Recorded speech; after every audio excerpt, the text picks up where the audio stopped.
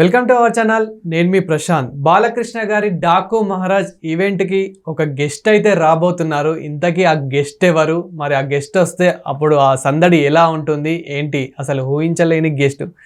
దాదాపు చాలా మందికి తెలిసిపోయి ఉంటుంది. సో మరి ఇంతకు అసలు గెస్ట్ ఎవరు, మరి ఎప్పుడు రాబోతున్నారు, ఈవెంట్ ఎప్పుడు ఉండబోతుంది, సో దీని గురించి మాట్లాడేందుకు ప్రస్తుతం మనతో పాటు సీనియర్ జర్నలిస్ట్ యజ్ఞమూర్తి గారు ఉన్నారు. నమస్తే అండి. నమస్తే ప్రశాంత్.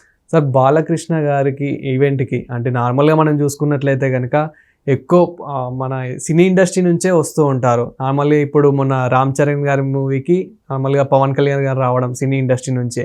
సో మరి డాకు మహారాజ్ ఈవెంట్కి ఎవరు రాబోతున్నారు, ఎప్పుడు ఈ event?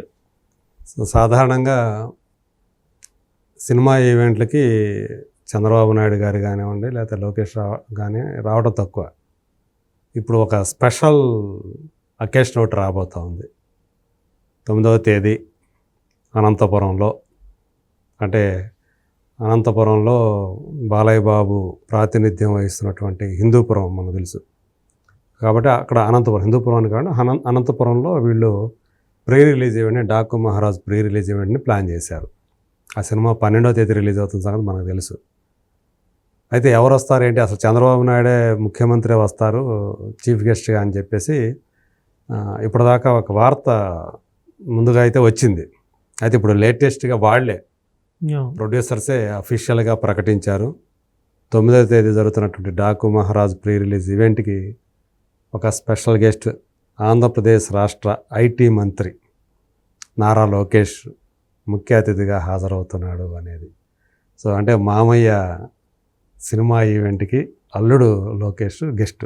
Super. So first time ఇప్పుడు దాకా అంటే వాళ్ళు ఒక వేదికని పంచుకున్న సందర్భాలు ఉన్నాయి, కానీ లోకేష్ మొట్టమొదటిసారి తన మామయ్య సినిమా ఈవెంట్కి తనే ముఖ్య అతిథిగా రావటం అనేది ఇదే ఫస్ట్ టైం అనమాట. అలా ఒక స్పెషాలిటీ ఈ ఈవెంట్కి సంతరించుకుందని చెప్పాలి. సో ఎలా ఉండబోతుంది, ఏం మాట్లాడతాడు మామయ్య సినిమా గురించి అంటే మామూలుగా మాట్లాడేటప్పుడల్లా కూడా బాలయ్య మామయ్య అని చెప్పేసి చాలా ఎగ్జైట్ అవుతూ మాట్లాడతాడు. మామూలుగా చాలా అభిమాని కూడా బాలకృష్ణ అంటే. మనం ఎక్కువ పొలిటికల్ వైజ్గా చూసాం, అంటే అక్కడక్కడ సభలలో మనం అక్కడక్కడ స్టేజ్ల మీద ఆ ప్రచారాల గురించి ఇవన్నీ చూసాము, కానీ సినీ ఇండస్ట్రీ గురించి మాట్లాడడం తక్కువ. మరి మూవీ గురించి ఏం మాట్లాడతాడా అనేది కూడా ఒక డౌటే. అదే అంటే నేను అది వాళ్ళిద్దరు కూడా అల్లుడు గురించి మామయ్య ఏం మాట్లాడతాడు అంటే చీఫ్ గెస్ట్ వచ్చాడు కాబట్టి తను మాట్లాడాలి. మరి అది చూస్తేనేమో తను పిల్లల్నిచ్చిన మామయ్యే లోకేష్కి. మరి లోకేష్ చూస్తేనేమో ఈయనంటే కొంచెం భయభక్తులు గౌరవం రెండూ ఉన్నాయి. నిజంగానే భయమేనా, లేకపోతే అలా యాక్టింగ్ చేయాలంటారా?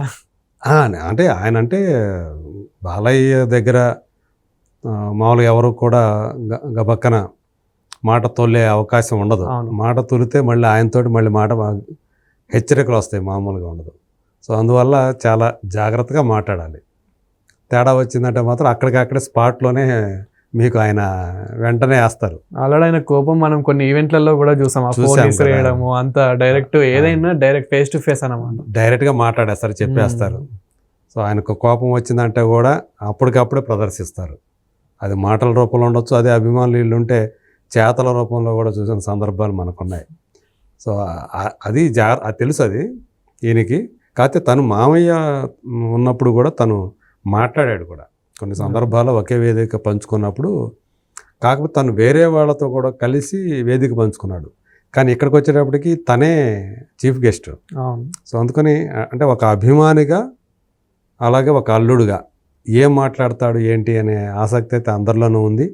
సో ఇంకొక 24 అంటే మనం ఇది మాట్లాడుకునే టైంకి ఇంకో 24 గంటల్లో అది జరగబోతూ ఉంది. బహుశా మనది ఇది పబ్లిష్ అయ్యేటప్పటికి ఇంకా గంటల దగ్గరకు వచ్చేస్తాయి అనుకో టైం. మరి ఆయన ఒక్కడే పాల్గొంటాడా, మరి కుమార్తె బ్రాహ్మణి కూడా వస్తుందా, అదేమన్నా చూడాలి. బ్రహ్మణి తను కూడా వస్తుందా అనేది చూడాలి.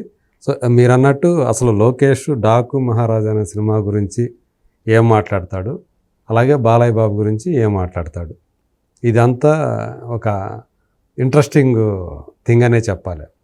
సో అంటే గతంలో చాలాసార్లు బాలయ్య సినిమాల గురించి చాలా ఇష్టం అని చెప్పి ఆయన యాక్టింగ్ అన్నా ఆయన డైలాగ్స్ అన్నా నాకు చాలా ఇష్టం, ఎక్కువగా నేను మామయ్య సినిమాలు చూస్తూ ఉంటాను అని చెప్పేసి కూడా లోకేష్ చెప్పాడు. అంటే తను చూసే సినిమాలు తక్కువ, ఆ తక్కువ సినిమాల్లో ఎక్కువ చూసేది మాత్రం బాలయ్య, ఆయన సినిమాలే ఉంటాయి.